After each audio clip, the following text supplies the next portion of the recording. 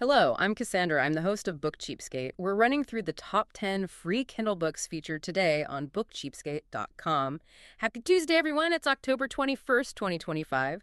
As always, I'm joined by my co-host and bookworm sidekick, Steve. Good morning, Steve. Good morning. Ready to dive into some free books? We've got quite the mix today. Absolutely. A really varied stack. So our mission, as always, is to give you the deep dive, figure out what makes these tick. Let's do it. What's first on the list? Okay, book one. Don't Look Back, The Devil's Ledger, Book 1. Ben Cheetham. This is British horror. Ah, okay. And the premise sounds, well, immediately grim. You've got Adam and Ella, a couple. They've lost their young son, 11 years old. Yeah, tragic. And right when they're most vulnerable, they win this contest, free place to live. But it's the Fenton House, infamous. Yeah. In Cornwall. That's a setup. Right. And what's interesting digging into this is the psychological angle. Adam is already seeing ghosts, quote unquote. But they're not. Not spectral apparitions. No, exactly. They're described as these crushing memories of his son haunting their old home. Intense grief manifesting visually almost. Wow. So moving into an actually haunted house, that's doubling down on the torment, isn't it? It really is. It's like trading private ghosts for public ones. It turns into this dark exploration of grief, like, can you ever really run from it? And the house itself has baggage. Serious baggage. Oh, yeah. The notes mention two big things. The original owner's suicide back in the 1920s. Okay, standard haunted house stuff. And then a whole family, the Trehearnes, just vanishing in 1996. Poof, gone. Okay, that ramps it up. Yeah. So you have the internal grief plus the external historical dread. Cornwall setting, too, very atmospheric. Definitely feels like the house itself is a character designed to prevent healing. Creepy stuff. Okay, moving from inescapable pasts. Book 2 takes us somewhere else entirely. Treading Water, Marie Force. Contemporary romance. Yeah, but this isn't light and fluffy, is it? The premise is heavy. Very. You have Jack Harrington. His wife, Claire, has been in a coma for over a year. He's her devoted caregiver. Stuck in limbo, basically. Right. And then he meets Andrea Walsh on D&D. An interior designer. Sparks fly, feelings develop. But, I mean, his wife is still alive, just unconscious. It's such a tough situation. The emotional stakes are huge. How do you even navigate falling for someone else then? The guilt, the exhaustion. And the ethics of it all. The right to find happiness again. Exactly. Does the author handle that well? Does it feel earned? It seems like the focus is on nuance. No easy answers. It explores that collision between, well, duty and desire. And there are kids involved too, right? That adds another layer. Oh, yeah. Jack has 3 daughters. Wendy has a son who's hearing impaired, so it's not just the core dilemma. It's long distance, blended family issues potentially, plus the comatose wife. Wow. Maximum emotional complexity. Built for serious feels, I think. Okay, let's maybe cleanse the palate a bit. Book 3 sounds like just the ticket.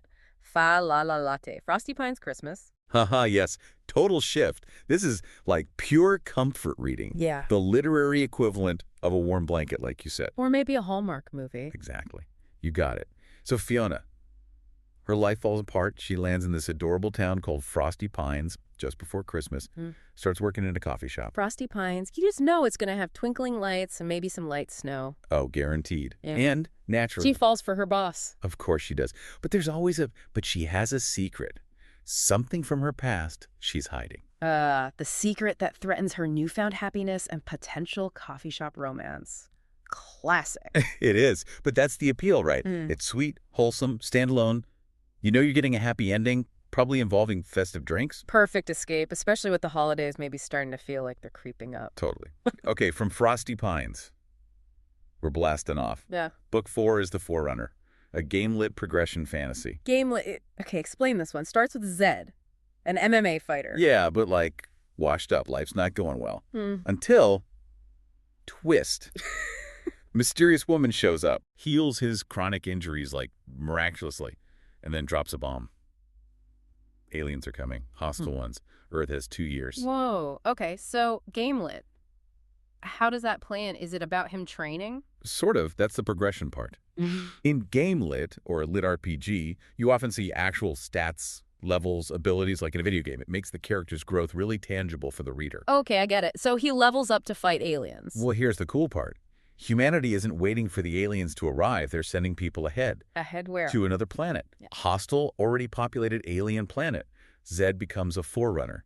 Their job is to go there first, survive, and somehow prepare a foothold for humanity. Wow. Okay, so it's like preemptive survival. That's intense. Exactly. High stakes, sci-fi action, plus that satisfying game mechanic progression as Zed gets tougher and learns new skills just to stay alive. It's a popular blend. Sounds like it. Okay, from hostile alien planets, let's land in Dublin. Book 5, O'Mara's.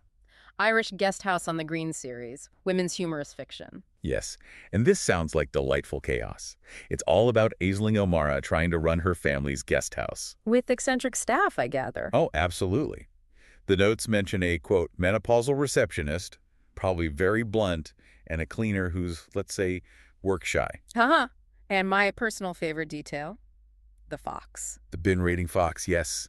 That little touch just paints such a perfect picture of, like, charming Irish dysfunction. Manageable mayhem. Totally. But it's not just laughs, right? There's a romance plot. There is. And it's central. It's a sapphic romance between Aisling, the owner, and Una Brennan, who's a returning guest. And Una has secrets. Of course. Naturally. It adds the heart, the emotional core, beneath the humor.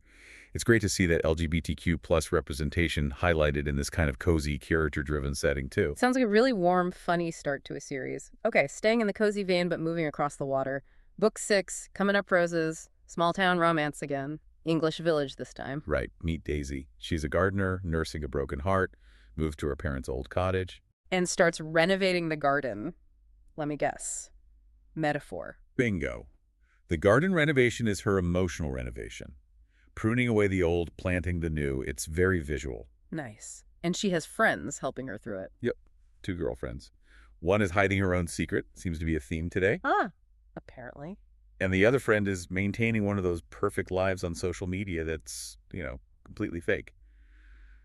Adds a touch of modern reality. Okay, relatable. And the romance aspect. Love triangle. Or at least 2 potential suitors. George, the construction boss. Handy for renovations. And Ned, the local vet. Yeah. Kind-hearted, presumably good with animals. The classic choice. So where's the conflict beyond choosing? Well, the garden itself comes under threat somehow, and this makes Daisy start to question George's motives. Is he really helping her, or...? So it's not just about picking a guy, it's tied to her recovery project, her safe space. Exactly. It gives the romance some actual stakes related to her journey. Makes sense. Okay, deep breath. Book 7, we've hit a big one. Adventures of Huckleberry Finn, Mark Twain. Yeah. A true classic, an absolute pillar of American literature. 1884. Everyone knows the basic story, right? Huck Finn, runaway enslaved man Jim, raft trip down the Mississippi. On the surface, yeah, an adventure story. But underneath, it's just this incredibly powerful, complex critique of society, racism, morality. The quote you highlighted earlier, where Huck decides to help Jim even if it means eternal damnation. All right, then, I'll go to hell. Chills. Every time. That moment, that choice of friendship and basic human decency over what society screamed was right. That's the core. And Hemingway's famous line about all American literature coming from this book. Right. It wasn't just the themes, those were groundbreaking. It was how Twain wrote it. The language, using authentic regional dialects, giving voice to characters who'd never been centered like that before. It was revolutionary, but it's also, a challenging read now because of the language and the context. Absolutely. It requires grappling with that difficult history and language, but that's part of why it's still so vital. It forces those conversations. It's essential reading, really. And free, which is amazing value for such a cornerstone text. Incredible value. Speaking of value, Book 8. Wow. Jill MacLeod, California Zephyr Series, Books 1-4. A box set, 4 complete novels for free. That's fantastic. It really is. And the setting, 1950s luxury train travel. The California Zephyr, Chicago to San Francisco, so glamorous. Evokes such a specific atmosphere. And our detective, Jill MacLeod. She's a Zephyrette, which was basically the train hostess. Perfect position, right? Totally. She's everywhere, sees everything, talks to everyone, knows the passengers, the routines. Until someone disrupts the routine by, ending up dead in the sleeper car. The classic locked room mystery, but on rails. Exactly. Contained environment, limited suspects, all the good stuff. And Jill, as the hostess, can snoop around in a way a passenger couldn't. Amateur sleuth perfection. Love it. Okay, from a contained train to the wide expanse of space. Book 9, Breaker Marine, Starbreaker Book 1, Space Fleet Sci-Fi. Yeah, military sci-fi. Sounds like it kicks off fast. Our hero is Lieutenant Holly Cropper, Earth Alliance Marine. Standard setup so far. But wait, her backstory. She's a breaker, came up the hard way from the working class folks who do dangerous space mining.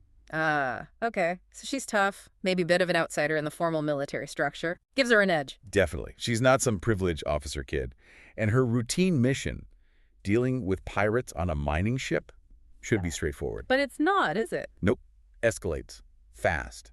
Turns into a full-on invasion by, get this, ancient aliens. Whoa, okay, so pirates were just the appetizer. That's how you launch a series. Pretty much. So you've got Holly, this capable underdog, thrown into a massive conflict against pirates, maybe corporations, and definitely scary old aliens.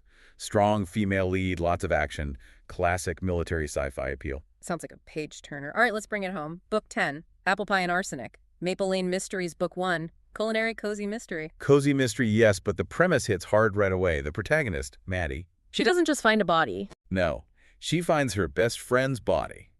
That personal connection changes the whole dynamic. The stakes are immediately higher, more emotional than your average cozy. And then she gets accused of the murder. Yep, awful situation. So she has to investigate to clear her name with her loyal friends, her ride-or-die gal pals, And wait for it. the sassy cat. It wouldn't be cozy without it. True. But there's another wrinkle, right? The sheriff. Ah, yes, the sheriff investigating her. He's also her ex-boyfriend. Oh, that adds some serious tension. Makes it complicated for both of them. Is he going to be fair? Does she trust him? Exactly. It prevents the sheriff from just being a plot device. He's got history with the prime suspect. The reviews mentioned this one felt a bit meatier than some cozies, maybe a longer storyline. And it includes recipes. It does. Easy ones, apparently. That interactive element is always fun in culinary mysteries. So it's got the comfort food, the cat, the small town, but also that really strong emotional core and the ex-boyfriend complication. Sounds like a solid mix. A good way to round out our list. Agreed. A really diverse set of freebies today. Well, thanks for joining us today. And remember, if you want to download any of the books we've mentioned today for free from Amazon, visit us at bookcheapskate.com and you'll have all the links right there. But do it now. These books are free today, but might be back to full price tomorrow. Also, along with those freebies, the site has a ton of specials on deeply discounted Kindle books and also a heads up on the best new releases. Every morning, it's all brand new. Steve will do it again tomorrow. Sounds good. Farewell, everyone. Until then, keep on opening new worlds with great books without opening your wallet. And whatever you do, remember this. When you read, Your mind becomes its own kingdom.